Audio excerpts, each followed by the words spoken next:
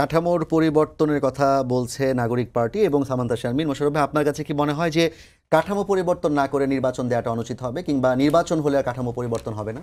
না, এটা আমি মনে করি যেমন আমাদের বাংলাদেশের যে বর্তমান যে সংবিধান কার্যকরী আছে, আপনি যদি কম্পারেটিভ আলোচনাটা করেন অন্য যে কোনো দেশের সংবিধান, তো আমাদেরটা কিন্তু মোর দ্যান বেটার।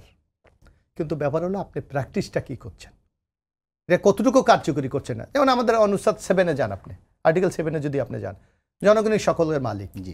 তো জনগণের মালিকানা যদি আপনাকে নিশ্চিত করতে হলে, তাহলে জনগণের গণতান্ত্রিক অধিকার আপনাকে নিশ্চিত করতে হবে, মানবাধিকার অধিকার নিশ্চিত করতে হবে, তার কথা বলার স্বাধীনতা আপনাকে নিশ্চিত করতে হবে, তাকে বাংলাদেশের একজন যে নাগরিক, এই নাগরিকের হওয়ার সে যোগ্যতাটা তাকে আপনাকে দিতে হবে। কিন্তু আমরা কি, যারা শাসক তারা কি সেটা দিচ্ছে? সামান্তার একটা জায়গায় আমি একটু দ্বিমত পোষণ করি। সামান্তা বলেছে সংবিধান নতুন করে লিখতে হবে। নতুন করে লিখতে হলে তো আপনাকে নতুন কিছু পদ্ধতি আছে, সিস্টেম আছে। একটা হলো, সেইটা হলো সবচেয়ে বেস্ট একটা অপরচুনিটি আমাদের ছিল 5 তারিখ, যে শেখ হাসিনা পালিয়ে গেছে, ফেসিস্ট পালিয়ে গেছে। তখন আপনাকে এখানে ওটা উচিত ছিল, বিপ্লবী সরকার বলেন অর্থাৎ জাতীয় সরকার আপনার এখানে করা উচিত ছিল, যে সংবিধান স্থগিত, আমার কনস্টিটিউশনে এই প্রবলেম আছে, এই জায়গায় আমার লেকিংস আছে, এইগুলিকে আমি যদি রিপেয়ার করতে হলে আমাকে এই জায়গায় করতে হবে, সুতরাং ইট ইজ সাসপেন্ড, আমি নতুন সংবিধান করবো। আমরা কিন্তু সেটা করি নাই।